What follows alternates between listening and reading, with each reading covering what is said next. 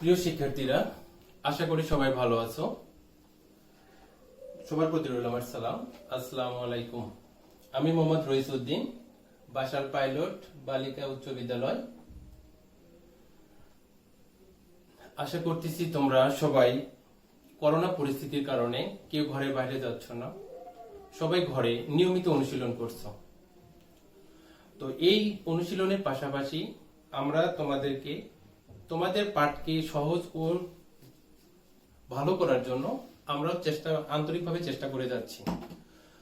তো প্রিয় শিক্ষার্থীরা, আমি আজকে তোমাদের মাঝে যে বিষয়টা নিয়ে আসছি সেটা হচ্ছে সপ্তম শ্রেণীর বিষয় গণিত। তো আমরা গণিত বিষয় নিয়ে কিছু আলোচনা করব। তো প্রিয় শিক্ষার্থীরা, তোমরা অবশ্যই জানো আমাদের চারপাশে বিভিন্ন ধরনের আকার আকৃতির অনেক বস্তু রয়েছে।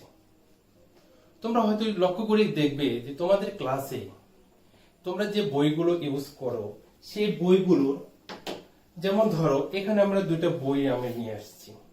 তো তোমরা একটু ভালোভাবে খেয়াল করে দেখো যে এই বইটা কত সুন্দর ভাবে, দেখো একটি আরেকটির উপরে রাখছি এবং বইটা কত সুন্দর ভাবে সমান হয়েছে। তো ঠিক তেমনি তোমরা যখন কোনো দোকানে ফটোকপি করতে যাও, ফটোকপি করতে গেলে তোমরা কি করো? তখন ফটোকপি করতে গেলে তোমরা যদি যে কপিটাকে ফটোকপি করতেছো সেটার যদি হুবহু তোমরা ফটোকপি করো তাহলে সেটা কি হয়? সর্বসম হয়। তো আজকে আমার পাঠদানের বিষয় হচ্ছে তোমাদের পাঠ্য বইয়ের অধ্যায় 10 এর সর্বসমতা ও সদৃশ্যতা। তো সর্বসমতা ও সদৃশ্যতা, সর্বসমতাটা আসলে কি? সর্বসমতাটা হচ্ছে, আমরা যদি ভালোভাবে খেয়াল করি, সর্বসমতাটা বোঝার সহজ একটা পদ্ধতি হচ্ছে উপরিপাতন নীতি।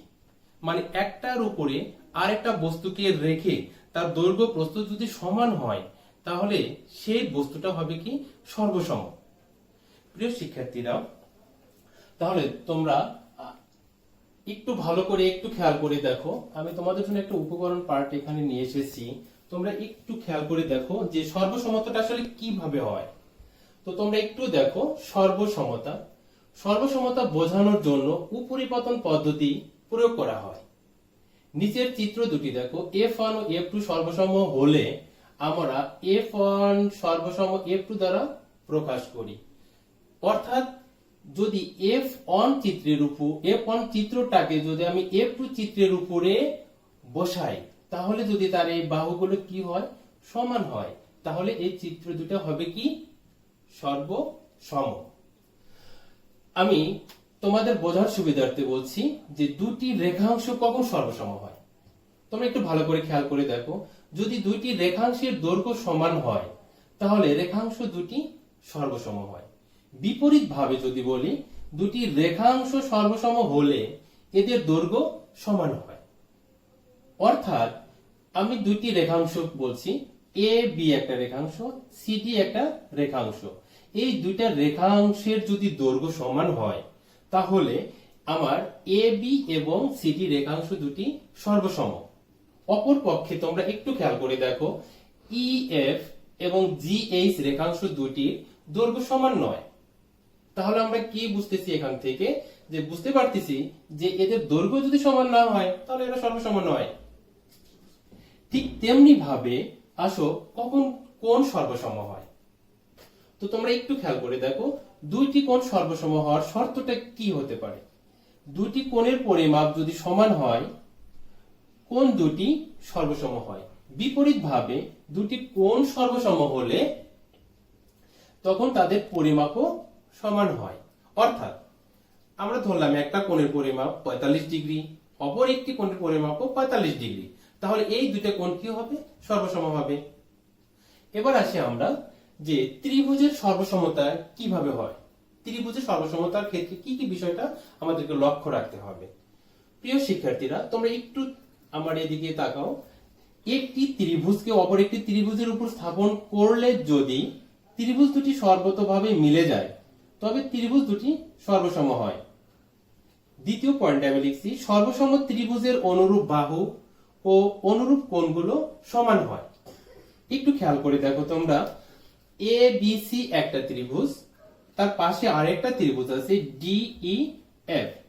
যদি ত্রিভুজ ABC ও ত্রিভুজ DEF সর্বসম হলে এবং A, B, C শীর্ষ বিন্দুগুলো যথাক্রমে অপর ত্রিভুজের শীর্ষবিন্দু DEF এর উপর পতিত হলে AB বাহু সমান হবে DE বাহু, AC বাহু সমান হবে DF বাহু, BC বাহু সমান হবে EF বাহু এবং কোণ A সমান হবে কোণ D, কোণ B সমান হবে কোণ E এবং কোণ C সমান হবে কোণ F। তাহলে আমার ত্রিভুজ ABC এবং ত্রিভুজ DEF হবে কি সর্বসম। তো তোমাদের পাঠ্য বইয়ে আমি আজকে যে বিষয়টা তোমাদের সামনে ক্লিয়ার করে দিব সেটা হচ্ছে উপপাদ্য 1, বাহু কোণ বাহু উপপাদ্য। অর্থাৎ সাধারণ নির্বাচনটা খেয়াল করো তোমরা, যদি দুইটি ত্রিভুজের একটির দুই বাহু যথাক্রমে অপরটির দুই বাহুর সমান হয় এবং বাহু দুটির অন্তর্ভুক্ত কোণ দুটি পরস্পর সমান হয়, তবে ত্রিভুজ দুটি সর্বসম হয়। আজকে আমি তোমাদের এই উপপাদ্যটা তোমাদের সামনে আমি প্রমাণ করে দেখাবো। তোমরা সবাই একটু ভালোভাবে আমার এই উপপাদ্যটা খেয়াল করো।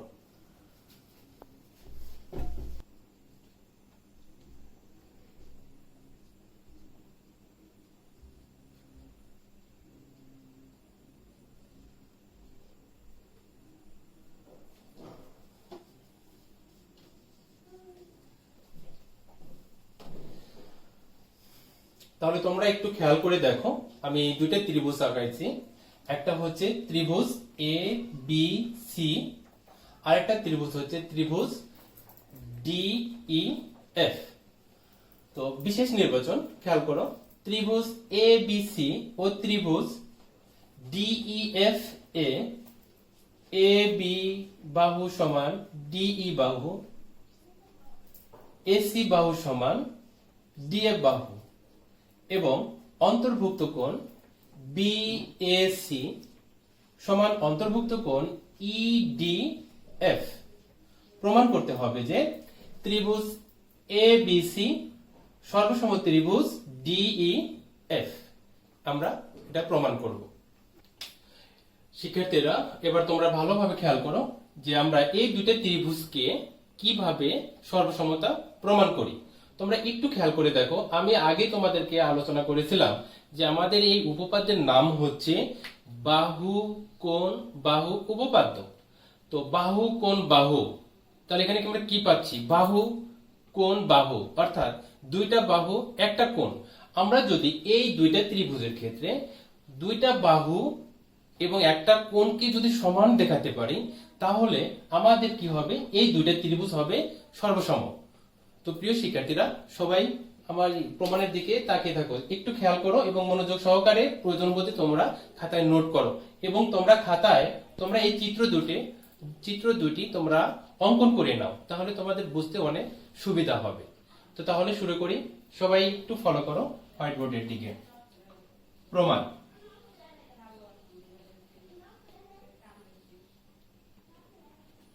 তো প্রমাণের আমরা দুটো পার্ট লিখি সাধারণত, একটা হচ্ছে ধাপ এবং আরেকটা হচ্ছে যথার্থতা। তাহলে আমি এখানে ধাপ লিখতেছি এবং এই পাশে থাকবে আমার যথার্থতা।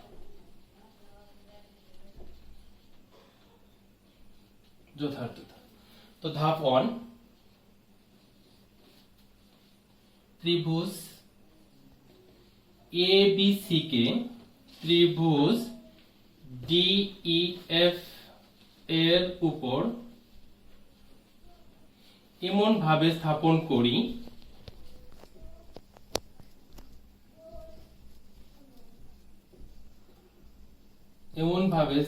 করি যেন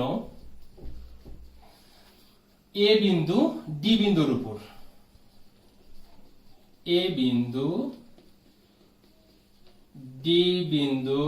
উপর AB বাহু DE বাহু বরাবর ও AB বাহু DE বাহু বরাবর বরাবর এবং ডিই বাহুর যে পাশে ডিই বাহুর যে পাশে এ বিন্দু আছে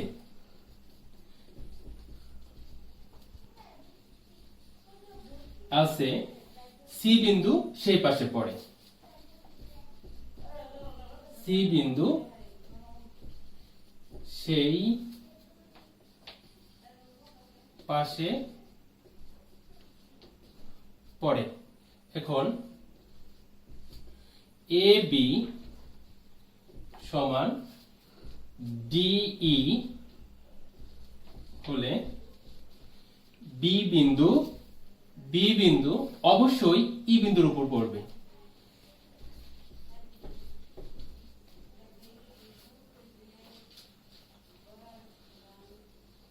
অবশ্যই ই বিন্দুর উপর পড়বে।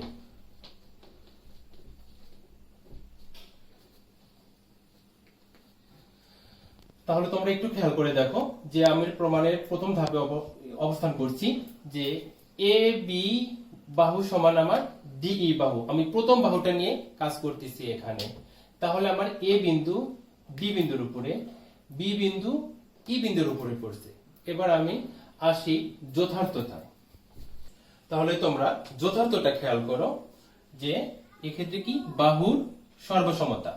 আমি তোমাদের শিক্ষা উপকরণে এখানে কিন্তু আমি যে দুটি রেখাংশ যে সর্বসম হয় সেক্ষেত্রে কিন্তু আমি অটোমেটিক্যালি তোমাদের আগেই বলে দিয়েছিলাম যে যদি দুটি রেখাংশের দৈর্ঘ্য সমান হয় তাহলে রেখাংশ দুটি কি হয়, সর্বসম হয়।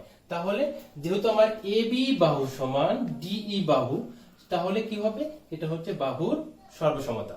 এবার আসি ধাপ 2 তে।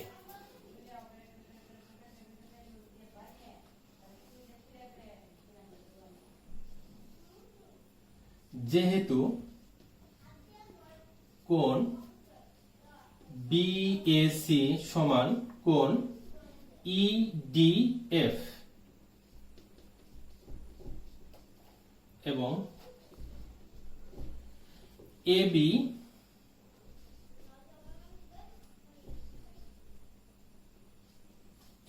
বাহু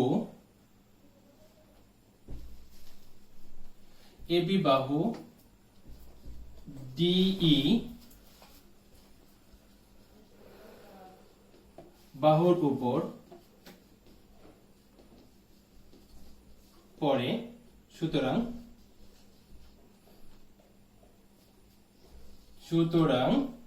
এসি বাহু ডিএফ বাহু বরাবর পড়বে।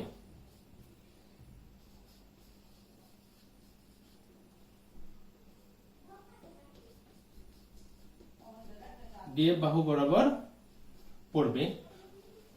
যথার্থতা হচ্ছে দুটি কোণের সর্বসমতা। তোমরা একটু ভালো করে ফলো করে দেখো যে কোণ বিএসি এই কোণটা সমান কোণ ইডিএফ সমান লিখছি। তার মানে এই দুটো কোণ সমান হলে যথার্থতা কি হচ্ছে আমাদের, যে কোণের সর্বসমতা। এবার আসি ধাপ 3 তে।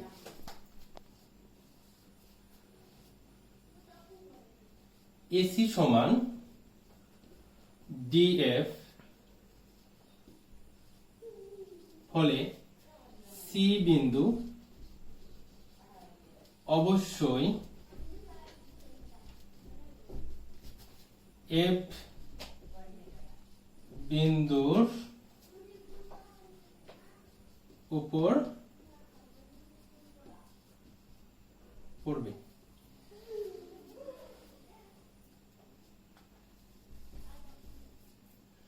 এবার আসি ধাপ 4 এ। ধাপ 4 এ বি এ বিন্দু ডি বিন্দুর উপর, বি বিন্দু ই বিন্দুর উপর, বি বিন্দু ই বিন্দুর উপর সি বিন্দু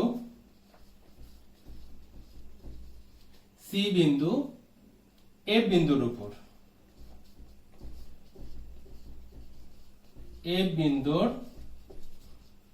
উপর পড়ে, তাহলে বিসি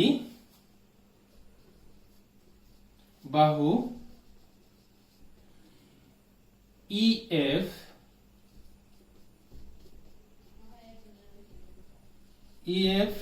বাহুর সাথে পুরোপুরি মিলে যাবে, বাহুর সাথে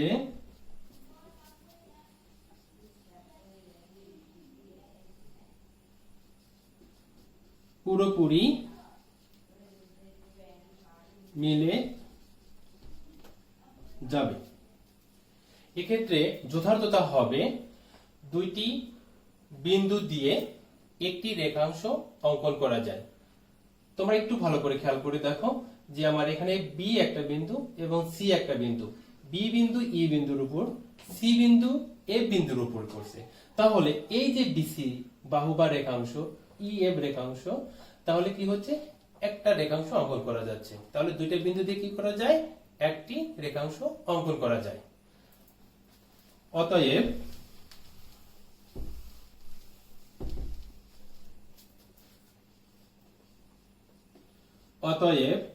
ত্রিভুজ এ বি সি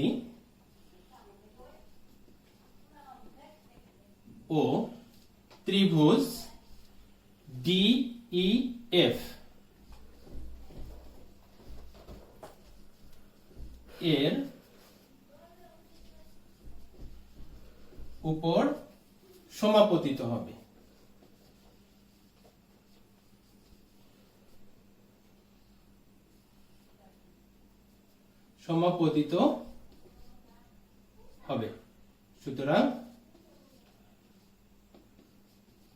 সুতরাং ত্রিভুজ এ বি সি সর্বসম ত্রিভুজ ডিই এফ। তাহলে প্রিয় শিক্ষার্থীরা, আমরা প্রমাণ করে ফেললাম যে দুইটা ত্রিভুজের যদি দুটি বাহু এবং একটি কোণ সমান হয় তাহলে ওই দুইটা ত্রিভুজ কি হয়, সর্বসম হয়। তাহলে আমরা তোমাদেরকে দেখালাম যে ত্রিভুজ এবিসি, ত্রিভুজ ডিইএফ সর্বসম। তোমরা সুন্দর করে লিখে দিবা প্রমাণিত।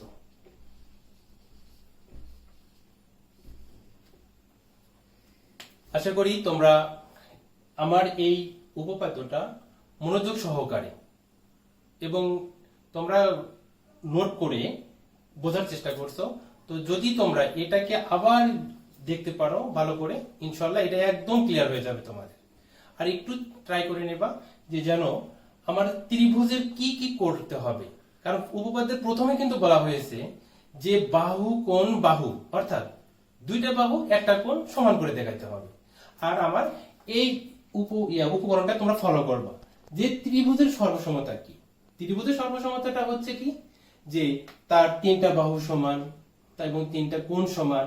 তাহলে এই ক্ষেত্রে আমাদের কি, আমরা কি পাইছিলাম এই উপপাদ্যের ক্ষেত্রে, যে দুইটা বাহু আর একটা কোণ সমান দেখাতে হবে।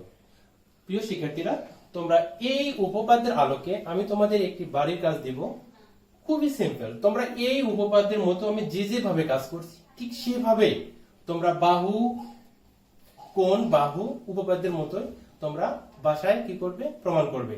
সবাই খাতা কলম হাতে, যাদের নাই তারা সবাই খাতা কলম নাও, নিয়ে আমি যে হোয়াইট বোর্ডে চিত্রটা আঁকাচ্ছি তোমরা সবাই চিত্রটা সুন্দর করে অঙ্কন করে নাও, এবং পরবর্তীতে যখন তোমাদের স্কুল খুলবে তখন তোমার প্রিয় শিক্ষকের কাছে এই বাড়ির কাজটা অবশ্যই তোমরা জমা দেবে। তাহলে তোমাদেরকে আমি বাড়ির কাজটা দিচ্ছি, সবাই লিখে নাও। তাহলে তোমাদের আজকের বাড়ির কাজ হচ্ছে, একটু সুন্দরভাবে খেয়াল করো, আমি একটা বিপ্রতীপ কোণ আঁকাইছি, তোমরা প্রথমে এইভাবে কোণটা আঁকায় নিবা। তারপরে দেখো এই বাহুর এইটা যোগ করবা, এটা যোগ করবা, এবং সুন্দর করে নাম দিচ্ছি। এটা নাম দিলাম এ বি, এটার নাম দিলাম সিডি, ছেদ বিন্দুর নাম দিলাম ও। তাহলে এই বাহু সমান এই বাহু এবং এই বাহু সমান এই বাহু, এবং এই যে তোমরা কোণ দেখতে পাচ্ছ বি ও সি এবং এ ও ডি, এই যে তোমার দুই বাহুর অন্তর্ভুক্ত কোণ, এই কোণ দুটো কিন্তু সমান। প্রিয় শিক্ষার্থীরা, তোমরা প্রমাণ করবা, প্রমাণ করতে হবে যে ত্রিভুজ এ ও ডি সর্বসম ত্রিভুজ বি ও সি।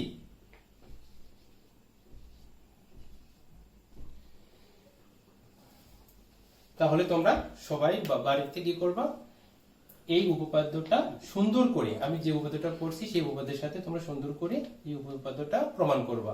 আমি কিন্তু তোমাদেরকে প্রমাণ যেন হয় তার জন্য অনেক ভাবে কিন্তু আমি বাহুগুলোকে আইডেন্টিফাই করে দিছি, যেন তোমরা প্রমাণটা অনেক সহজে করতে পারো। তো তাহলে আজ আর নয়, আজকে এতটুকুই। তো আজকে ক্লাসটা আমি এখানেই শেষ করতে চাচ্ছি। তো তোমরা সবাই ভালো থেকো এবং আমাদের জন্য দোয়া করো, যেন আমরা মাঝে মধ্যে তোমাদের পাঠটাকে আরো সহজ এবং ভালো করার জন্য তোমাদেরকে সাহায্য সহযোগিতা করতে পারি। এই বলে আজকের পাঠটা শেষ করছি। আল্লাহ হাফেজ।